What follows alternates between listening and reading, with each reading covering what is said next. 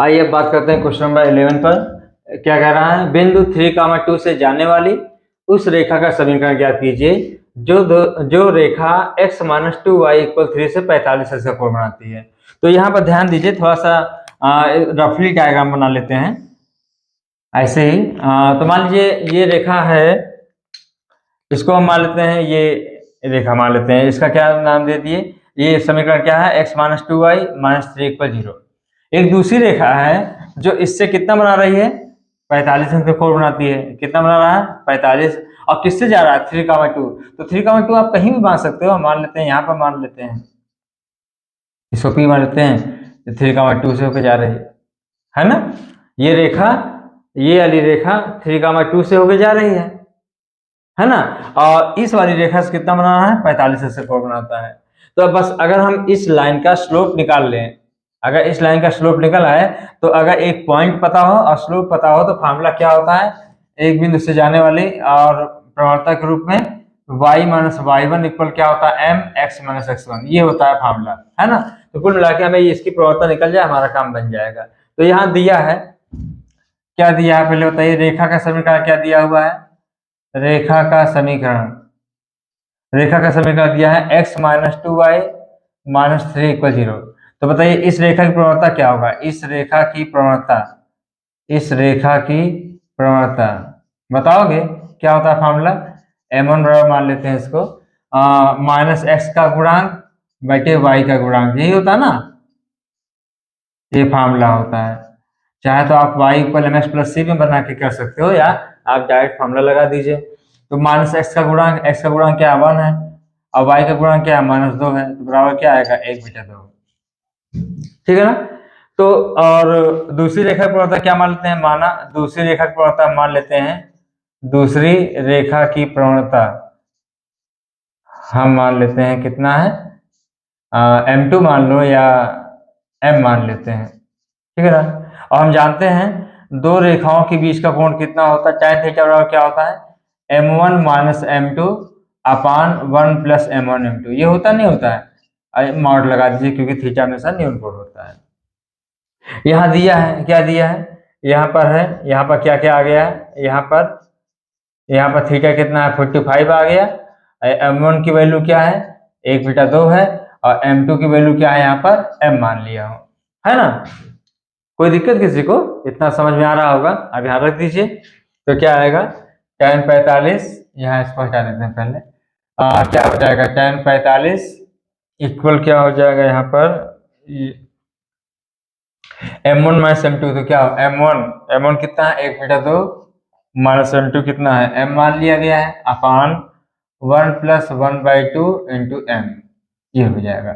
अब इसको सॉल्व कर लीजिए, अगर tan 45 का मान क्या होता है, 1, ये क्या आएगा, 1 - 2m अपान 2 + m हो जाएगा, और 2 कैंसिल हो जाएगा, एलसीएम ले लिया हूँ, है ना, और उसके बाद 2 कैंसिल हो जाएगा, हर अपने आप ये आ जाएगा, ठीक है ना। अब अगर मॉड हटाते हैं तो आपको पता ही होगा, कई बार बता चुका हूँ, 1 - 2m अपान 2 + m बराबर क्या हो जाएगा, +-1 हो जाएगा।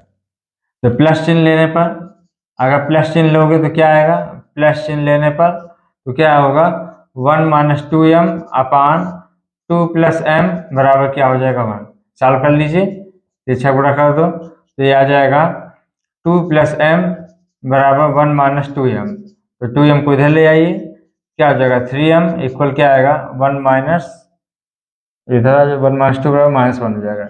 m की वैल्यू क्या होगी, -1/3। अगर ऋण चिन्ह ले लीजिए, क्या आ जाएगा, ऋण चिन्ह लो, माइनस चिन्ह लोगे तो क्या आएगा, माइनस चिन्ह लेने पर 1 - 2m अपान 2 + m बराबर क्या हो, -1। तो यहाँ से क्या आएगा, 1 - 2m बराबर क्या हो जाएगा, -2 - m, इधर ले जाओ इसको, तो ये हो जाएगा +m हो जाएगा, और इधर ले आओ 3 हो जाएगा, तो m इक्वल क्या आएगा, 3 आएगा। यहाँ तो कोई दिक्कत नहीं किसी को, तो आप कैलकुलेशन देख लीजिएगा, ठीक है। अब हो गया, m की वैल्यू आ गई। अब बताइए, चाहे जहाँ लिख दें, इसके बाद हम लिख देते हैं, यहाँ पर लिख देते हैं, बिंदु 3, 2 से होकर जाने वाले, पहले बिंदु x1 कामा y1 से होकर जाने वाली रेखा का समीकरण क्या होता है? x1 y1 से होकर जाने वाली रेखा का समीकरण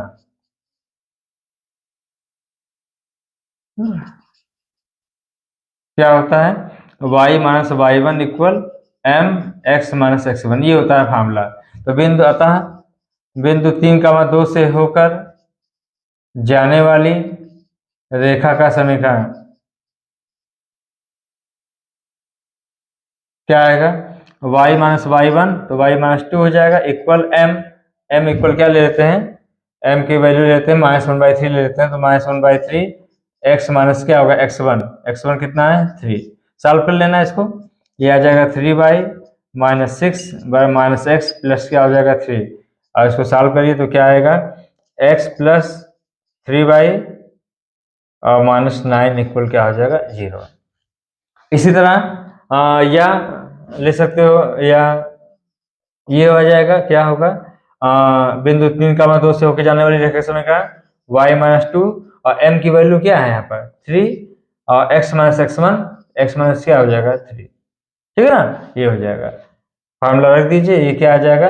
ये आ जाएगा 3x minus y minus 9 plus 3x minus 9 हो जाएगा, इधर 2 आएगा तो 11 हो जाएगा, -9 माइनस 7 हो जाएगा और ये माइनस, ठीक है सॉल्व कर लेना, ये आ जाएगा आपका आंसर। एक ये वो ये भी लाइन है या ये भी लाइन है, ये दोनों लाइन क्या करेंगी? कोई भी लाइन हो सकती है इसमें से, जो इससे क्या बनेगा? 45 में कोण बनाने का। कभी इस साइड भी हो जाता है, ऐसे भी तो हो सकता है ना, तो ऐसे ही बना, कोई दिक्कत किसी को?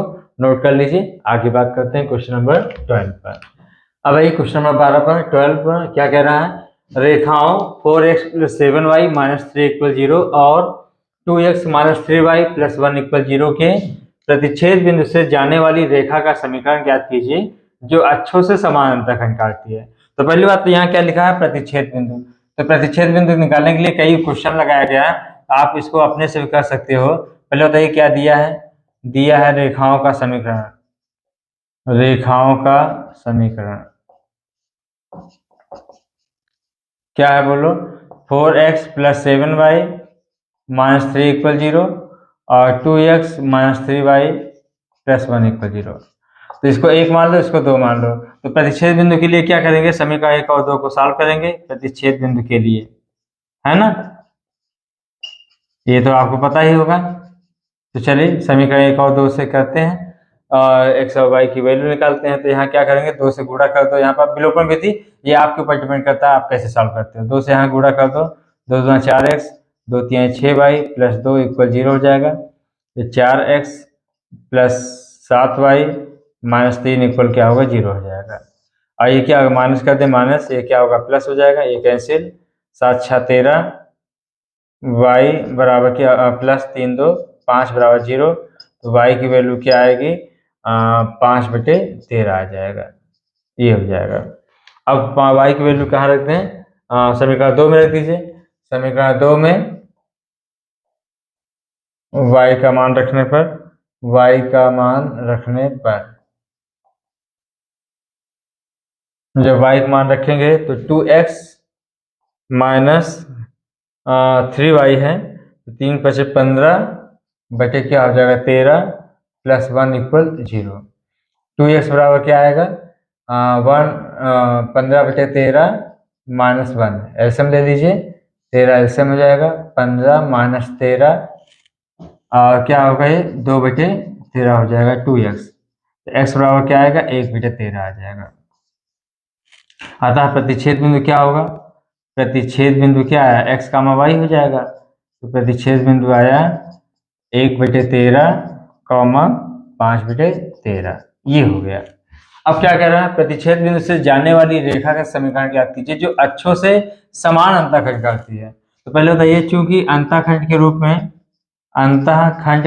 में रेखा का समीकरण क्या होता है? रूप में रेखा का समीकरण आपको पता ही होगा, x/a + y/b = 1।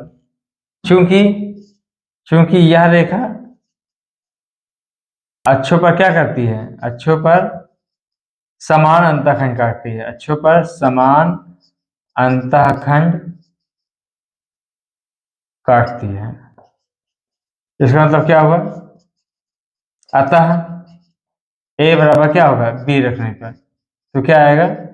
ए बराबर बी रखें तो x plus x by a, y by b की जगह पर ए रख दो, बराबर क्या होगा? 1। तो x प्लस वाई बराबर क्या आ जाएगा? ए। यही समीकरण है ये वाली, है ना? अच्छे से समानांतर खंड काटती है। अब हम क्या करेंगे, और ये हो गया अच्छों समानांतर खंड कर रही है, और वो जो रेखा है, ये जो अच्छों पर जो समानांतर खंड काट रही है रेखा, वो रेखा इन दोनों रेखाओं के प्रतिच्छेद बिंदु से होके जा रही है, मतलब इससे होके जा रही है। क्योंकि यह रेखा किससे हो जाती है? बिंदु 1,13, 5,13 से होके जाती है। जब होकर जाती है तो क्या करेगी? इसको सेटिस्फाइड करेगी। तो रख दीजिए x प्लस एक्स की जगह क्या रखेंगे?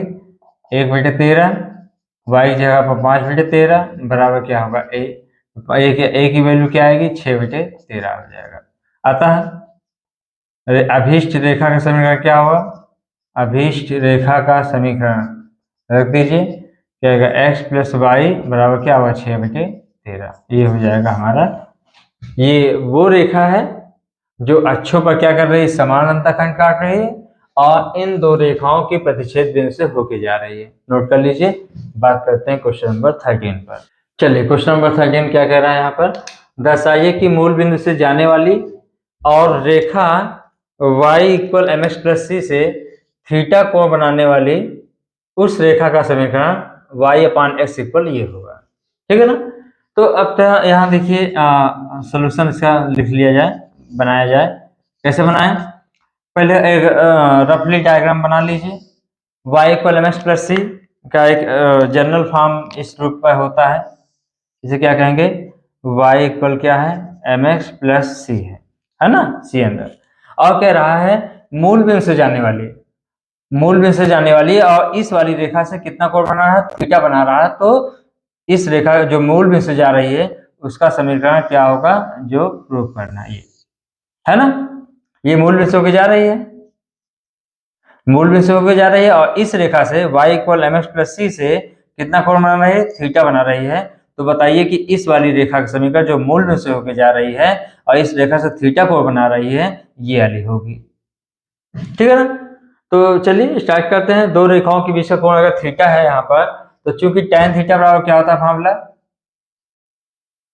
m1 माइनस m2 अपान 1 प्लस m1 m2 ये होता है।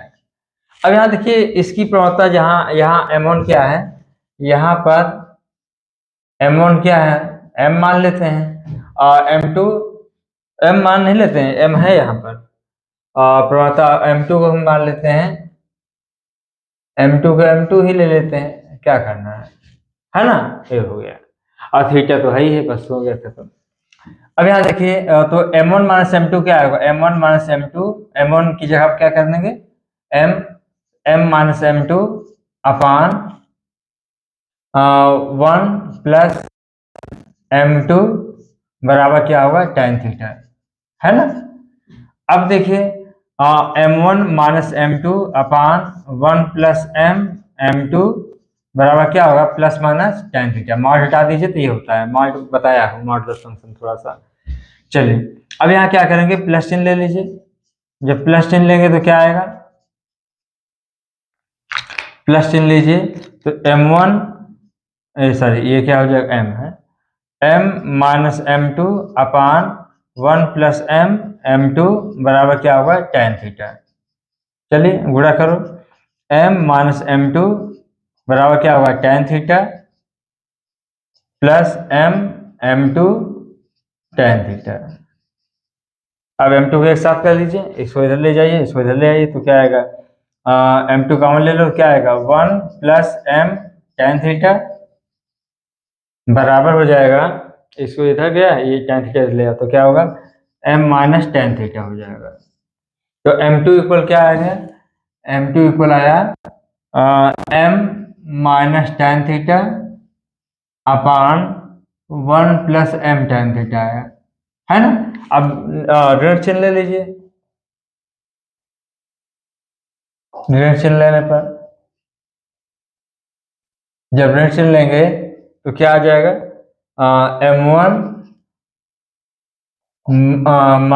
m1 माइनस m2, m1 की जगह पर m ही है, अपान 1 प्लस m2 इक्वल क्या होगा, माइनस tan थीटा। यहाँ प्लस साइन ले लिया हूँ, अब की माइनस साइन ले ले रहा हूँ, तो यहाँ से पूरा करके सॉल्व करिए, क्या आएगा, m माइनस m2 इक्वल क्या आएगा, माइनस tan थीटा माइनस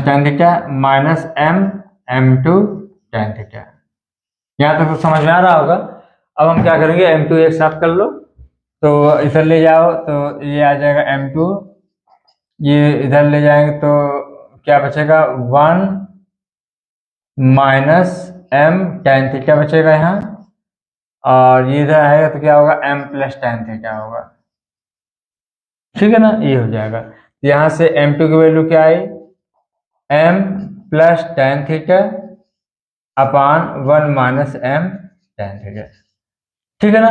अब यहाँ देखिए, जब धन चिन्ह लिया तो m2 की वैल्यू इसको 1 मान लो इसको 2 मान लो, तो समीकरण 1 और 2 से आप ये लिख सकते हो, 1 और 2 से दोनों m2 ही है, यहाँ क्या लिखते, यहाँ माइनस है, यहाँ प्लस है, यहाँ प्लस है तो यहाँ माइनस है।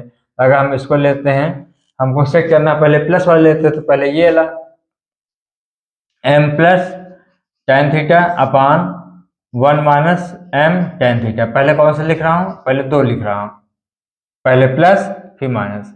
अब ये माइनस है, यहाँ क्या कर देंगे, यहाँ माइनस है, ये क्या है, प्लस, तो ये प्लस कर दिए, ठीक है ना, ये हो गया। अतः बिंदु 0 0 से जाने वाली रेखा का समीकरण, जाने वाली रेखा का समीकरण क्या हो जाएगा, y minus y1 equal m x minus x1। m क्या है, ये प्रवणता, यही ना, इस रेखा की प्रवणता क्या मान लियो, इस रेखा की प्रवणता m2 है और इस रेखा की प्रवणता m1 है, तो m1 यहाँ किसके बराबर है, m के बराबर है, इसकी प्रवणता क्या है, m। तो क्या आएगा, m2 क्या है, m plus minus tan theta upon 1 minus plus tan theta x minus x1 0। तो ये क्या आएगा, x माइनस 0 x से होगा या y माइनस 0 y होगा, इसको लिख सकते हो y अपान x equal m plus minus tan theta upon 1 minus plus tan theta. ये हमारा क्या है, उस रेखा समीकरण जो मूल बिंदु से होकर जा रही है और इस वाली रेखा से कितना कोण बना रहा है, थीटा कोण बना रहा है। नोट कर लीजिए। क्वेश्चन नंबर 14 पर बात करते हैं। चलिए क्वेश्चन नंबर 14 पर बात कर रहे हैं। क्या बात किया जाए इस पर, क्या कह रहा है। चलिए क्वेश्चन नंबर 14 पर बात करते हैं। क्या लिखा हुआ है, -1, 1 और 5, 7 को मिलाने वाली रेखाखंड x प्लस वाई इक्वल 4 किस अनुपात में विभाजित करती है, किस अनुपात में विभाजित करती है, किसको, -1। तो चलिए पॉइंट बना लिया जाए। ये मान लीजिए क्या है, रेखाखंड -1 और 1, रेखाखंड मतलब कि इस बिंदु को, दोनों बिंदु को ज्वाइन कर देंगे तो वो रेखाखंड बन गई। तो -1, 1 और 5, 7 को मिलाने वाली रेखाखंड, ये रेखा x प्लस वाई इक्वल 4 किस अनुपात में विभाजित करती है, मिलाने वाली रेखाखंड, उसके आगे लिख सकते हो रेखा x प्लस वाई इक्वल 4 किस अनुपात में विभाजित करती है, किस अनुपात में विभाजित करती है। तो मान लीजिए ये रेखा क्या है, x प्लस वाई बराबर क्या है, 4, किस अनुपात में, मान लीजिए k अनुपात 1 में विभाजित कर रहा है बिंदु P। तो क्या करेंगे, लिखें, इसको a मान लो, इसको b मान लो। तो मान लेते हैं, माना रेखा x प्लस वाई इक्वल 4 रेखाखंड AB को, रेखाखंड AB को बिंदु P पर k अनुपात 1 के अनुपात में विभाजित करता है, विभाजित करता है, ठीक है ना। मान लेते हैं कि ये रेखा इस वाली रेखाखंड को बिंदु P पर k अनुपात 1 के अनुपात में क्या करता है, विभाजित करता है। तो बिंदु P का निर्देशांक क्या होगा, तो बिंदु P का निर्देशांक बताओगे बिंदु P का निर्देशांक, फार्मूला बताया गया होगा, है ना। क्या होगा, ये k इधर चला गया और ये 1 इधर चला आया, तो k इंटू 5 पढ़े होंगे ना आप लोग, k इंटू 5 प्लस 1 इंटू -1 अपान k प्लस 1, और फिर क्या रहेंगे k इंटू 7 y निर्देशांक प्लस 1 इंटू 1 अपान k प्लस 1। इसको सॉल्व करिए तो ये बन जाएगा 5k -1 अपान k प्लस 1 और 7k प्लस 1 अपान k प्लस 1। चूंकि ये बिंदु यह बिंदु P रेखा x प्लस वाई इक्वल 4 पर क्या है, स्थित है।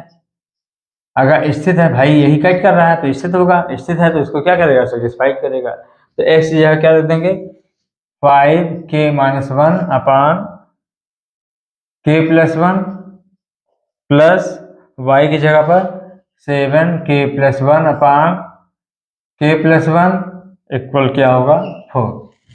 अब एलसीएम ले लीजिए, k प्लस 1 एलसीएम हो जाएगा, 5k -1 7k प्लस 1 इक्वल क्या होगा, 4। तो यहाँ से क्या आएगा, 5 7 12k, अब 1 कैंसिल हो जाएगा, इक्वल क्या होगा, 4k प्लस 4।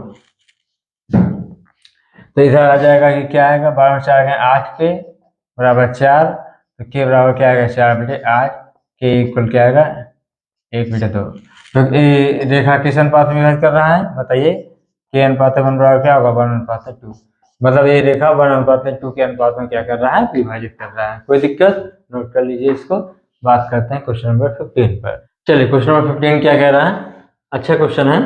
बिंदु 1,2 से रेखा 4x + 7y + 5 = 0 की 2x - y = 0 के अंदिश दूरी ज्ञात की। अगर ये ना होता और दूरी निकालना होता तो डायरेक्ट फार्मूला लगा देते, x की जगह पर 1 लिखते हैं, y की जगह पर 2 लिखते हैं, अपान अंडर रूट क्या होगा, 4 का स्क्वायर प्लस 7 का स्क्वायर, है ना। ये कैसे बताया गया होगा, इसके पहले बताया गया है, अगर आप वीडियो देखेंगे तो सब कुछ बताया गया है। तो लेकिन यहाँ पर क्या कह रहा है, कह रहा है कि 2x - y = 0 के अंदिश दूरी ज्ञात कीजिए। तो पहले चलिए एक रेखा बना देते हैं, मान लीजिए ये है, ये रेखा क्या है, ये रेखा है 4x, रफली डायग्राम बनाना है, ऐसा नहीं कि मतलब इसको सटीक बनाना होगा, बस समझना है। अब बिंदु ले लेते हैं, क्या है, ये बिंदु ले लेते हैं P1,2 ले लेते हैं, और किसके अंदिश निकालना है, 2x - y। तो मान लीजिए ये रेखा क्या है, ये रेखा क्या है, 2x - y के अंदिश, ये इसको निकालना है ना, 2x - y = 0। तो पहले ये बात करें, यहाँ पर ध्यान दें, अगर हम तो ये इस रेखा के अंदिश हमको दूरी निकालना है ना।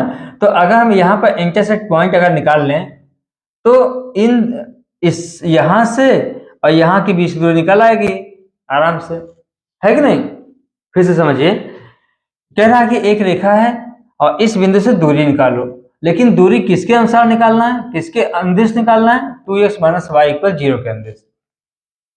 तो 2x - y एक रेखा बना दी है, इसे कहीं कहीं कट करेगा, मान लीजिए यहाँ कट किया, जब यहाँ कट किया तो यही दो बिंदुओं के बीच की दूरी लगा देंगे, फार्मूला, ठीक है ना। तो क्या करेंगे, प्रतिच्छेद बिंदु के लिए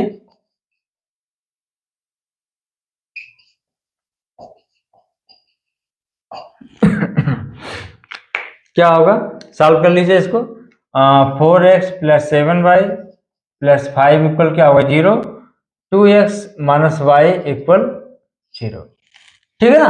अगर अंदिश ना कहा होता तो डायरेक्ट फार्मूला यही लगाते हैं, ax1 + by1 + c/√a² + b² बताया गया था, है ना। लेकिन यहाँ पर क्या कह रहा है, इसके अंदिश निकालना है, तो ये रेखा बना दिए जा करके, और हमें इस बिंदु से इस रेखा की दूरी निकालना है, लेकिन इस रेखा के अंदिश निकालना है। तो एक रेखा बना दिए, तो यहाँ कट कर दिया, जब कट करेंगे तो पॉइंट निकाल लो। पहले क्या करेंगे,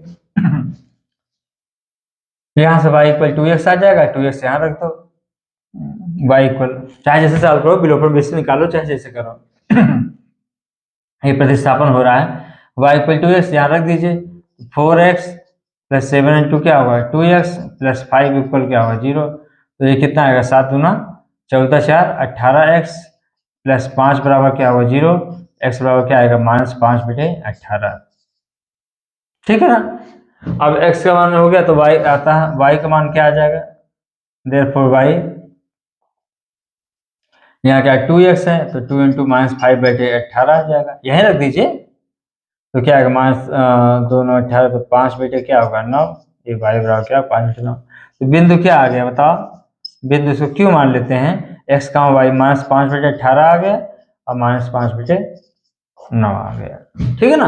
अब यहाँ रख दीजिए, यहाँ पर ये हो गया q, तो दो बिंदुओं के बीच दूरी फार्मूला लगा दीजिए, पी क्यू बराबर अंडर रूट क्या होता है फार्मूला x2 - x1 का स्क्वायर प्लस y2 - y1 का स्क्वायर।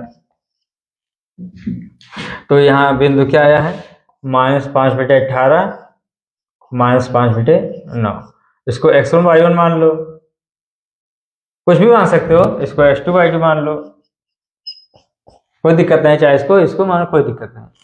तो x2 क्या है, x2 ये, तो क्या है 1 - x1 क्या है प्लस हो जाएगा यहाँ पर 5, इसीलिए हम इसको मान रहे थे x1 y1।